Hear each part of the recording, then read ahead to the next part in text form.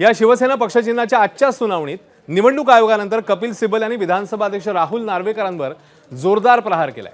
ठाकरेंच्या सेनेकडनं युक्तिवाद करत असताना कपिल सिब्बल यांनी विधानसभा अध्यक्षांनी अधिकार कक्षेच्या बाहेर जात चुकीचा निकाल दिल्याचा आरोप केलाय। तर 1999च्या शिवसेनेच्या घटनेत मुख्य नेता हे पद नव्हतं असा युक्तिवाद करत कपिल सिब्बल यांनी एकनाथ शिंदेंवरही तोफ डागली। राजकीय बहुमत असलेल्या पक्षालाच व्हीप बजावण्याचा अधिकार असल्याचं सांगत भरत गोगावले यांच्या व्हीपच्या अधिकारावरही आक्षेप घेण्यात आला।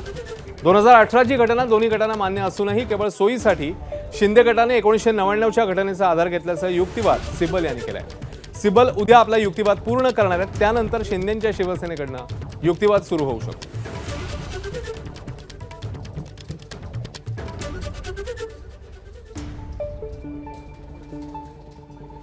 तर शिवसेनेच्या आजच्या सुनावणीत नेमकं काय घडलं जाणून घेऊया।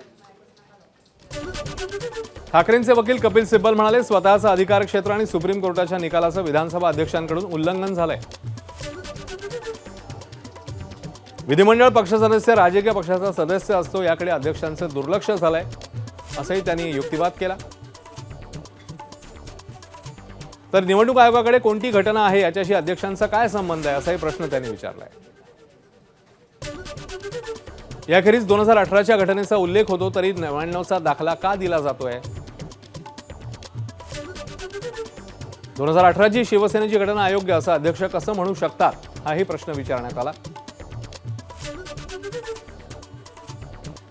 अध्यक्षांनी सादिक अली खटल्याचा आधार घेतला, पण तेव्हा पक्षांतरबंदी कायदाच नव्हता असंही सिब्बल यांनी सांगितलंय। राजकीय पक्ष ठाकरेंकडे होता, त्यात फूट पडलेली नव्हती।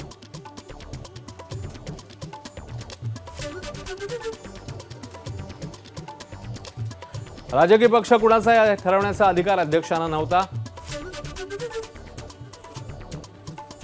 अध्यक्षांनी आधी निकाल ठरवला, मग त्यानुसार तर्क लावले हाही युक्तिवाद यावेळी करण्यात आलाय। शिंदेंनी नवी पक्ष घटना तयार केली नाही, 2018चीच घटना मान्य केली।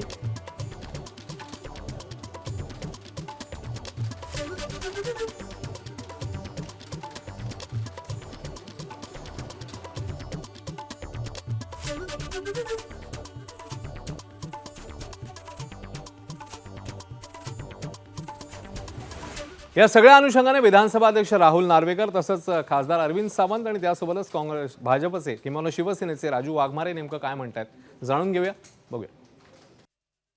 सिब्बल हे त्यांच्या पक्षकारासाठी युक्तिवाद करत आहेत। ते काय म्हणतात ह्याच्यातनं काही सिद्ध होत नाही। मी जी भूमिका घेतलेली आहे, मी जो निर्णय दिलेला आहे तो कायद्याच्या चौकटीत राहून दिलेला निर्णय आहे आणि सुप्रीम कोर्टाने जे निकष दिलेले त्या निकषाच्या आत राहून आधारावरतीच हा निर्णय दिला गेला आहे। अध्यक्षांनी काय ठरवलं हे त्यांना कसं समजलं, पहिला प्रश्न हा आहे। त्यामुळे अशा बिनबुडाचे आरोप करून कोणताही फरक पडत नाही। मी दिलेला निर्णय हा अत्यंत शाश्वत निर्णय आहे आणि मला वाटत नाही त्यात कोणता बदल होईल म्हणून।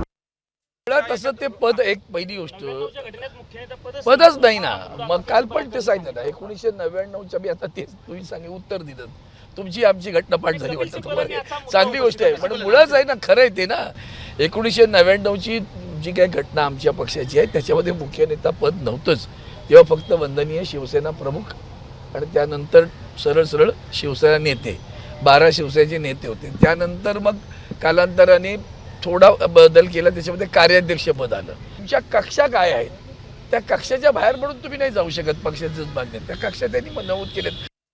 आजची सुनावणी हे नवीन काहीच नाही, जे गेल्या 5 दिवसापासून जे चाललंय तेच रामायण कंटिन्यू चालू आहे आणि परत विचारायचा प्रयत्न होतोय की रामाची सीता कोण, असा प्रकार यांच्यामध्ये सुरू आहे।